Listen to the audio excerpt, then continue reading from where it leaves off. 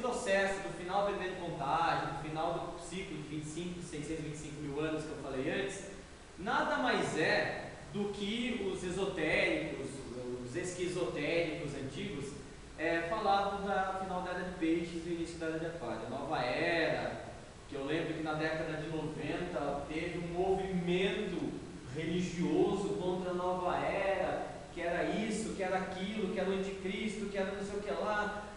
Nada mais é do que mais um ciclo natural com a primavera que a gente está chegando. Gostemos ou não gostemos, é algo que está muito além das nossas forças.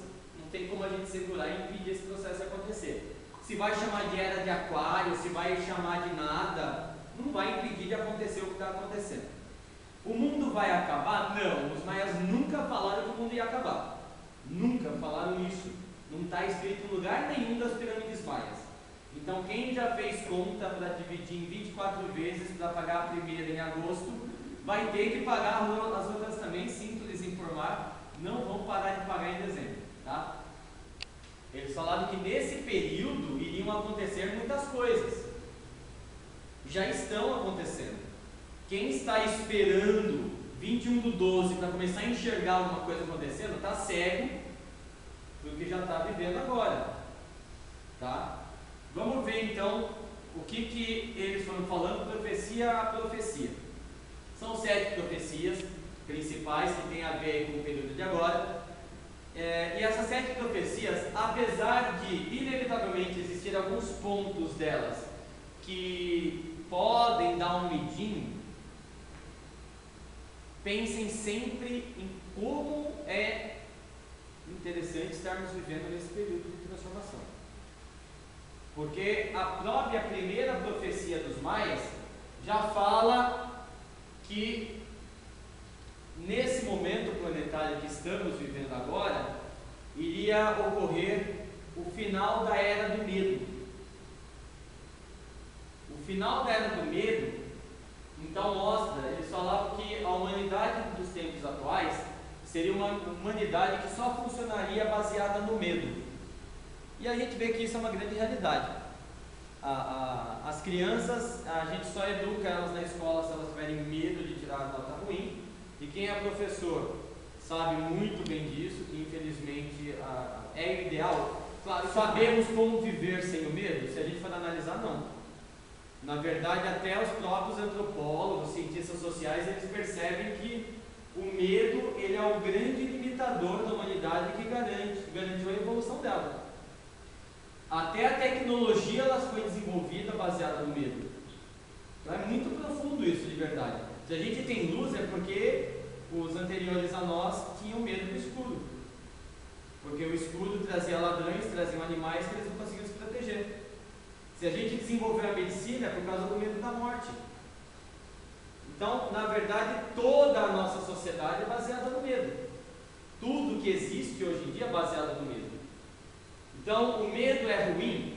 Pode ser, mas não em todos os seus aspectos. Porém, os maias falam que agora seria o final da Era do Medo. A gente deveria reaprender a viver como sociedade sem depender do medo para nada. Então, como isso? Não sei. A gente vai estar errando e acertando para aprendermos juntos. A gente já está tentando muita coisa, está tentando novas formas de criação, está tentando novas formas de educação, está tentando novas formas de administração, está tentando muita coisa. O que vai funcionar, talvez não seja nem nada disso que tem hoje em dia. Sistemas políticos, cada hora é um teste em algum lugar diferente. Talvez o que vá funcionar não seja nada disso, seja algo completamente diferente. Mas é um momento necessário que nós estamos passando? É sim, é um momento necessário. E a gente vê até aspectos negativos do final da Era do Medo. A gente vê que foi até uma coisa observada pela minha esposa mesmo na última palestra que eu dei dessa, até como as crianças estão enfrentando mais os pais, como os alunos estão enfrentando mais os professores, quando percebem que, por que eu tenho medo? Eu tenho alunos de 7ª série, de 6ª série, pivete, e professor, eu não ligo de apanhar não. Então tem todo um processo de transformação.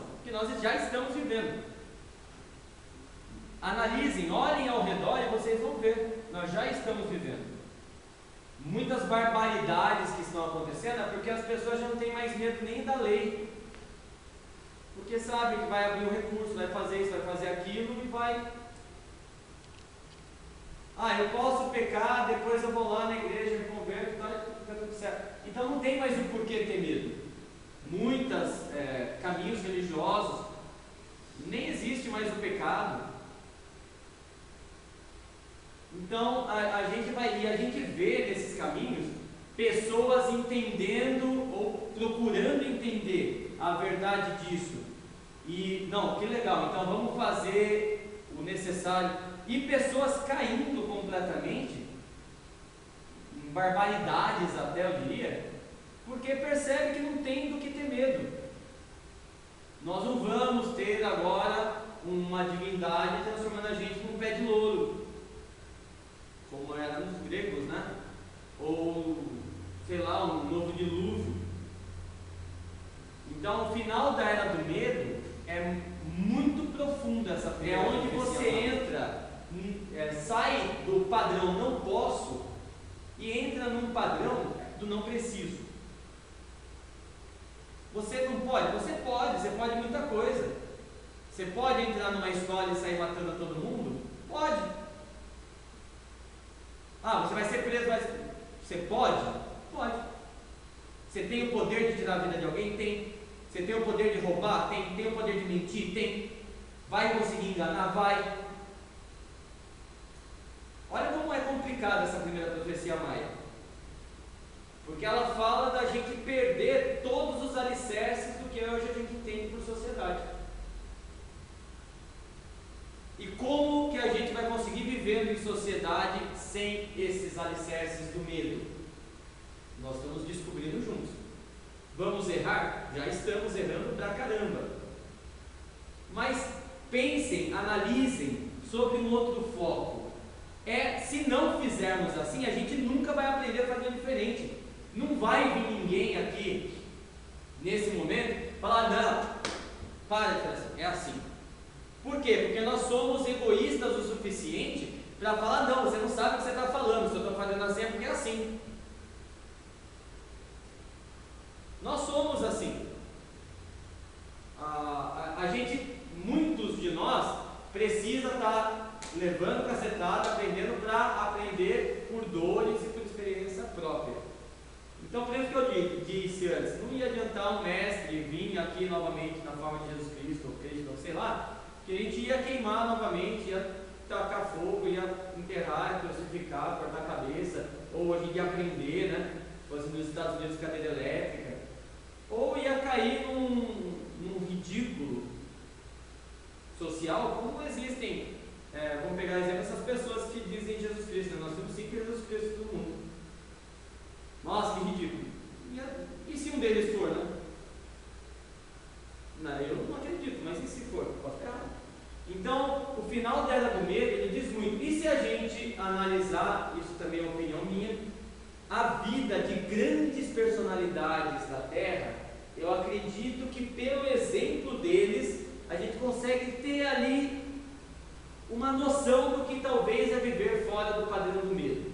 Vamos pegar um exemplo, o mais conhecido que eu sempre cito nessa palestra, é Jesus Cristo. Existiu, não existiu, não importa agora. Vamos pegar o que a gente conhece da vida dele, o que foi escrito da vida dele. Ele chegava e ele falava, eu sou o Filho de Deus, ninguém vem ao Pai senão por mim. Ou seja, ele tinha consciência de que ele era o cara, certo? Ele tinha medo do quê? De ir para o inferno? Não. Vim de trás para frente, né? Apesar de cidade está interiorada.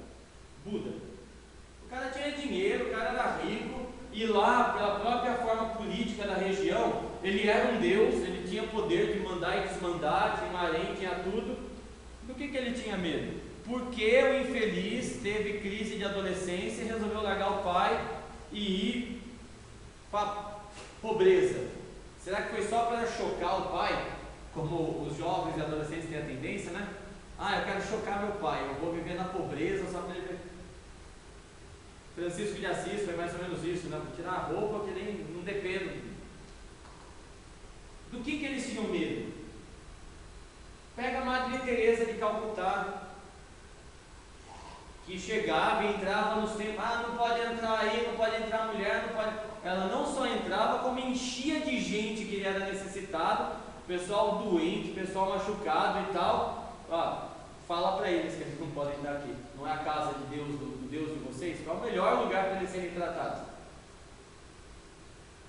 Gandhi, que derrubou a Inglaterra 2 vezes, para não dizer que foi sorte de principiante na primeira, na África do Sul, ele derrubou a Inglaterra de novo na Índia, sem levantar uma arma.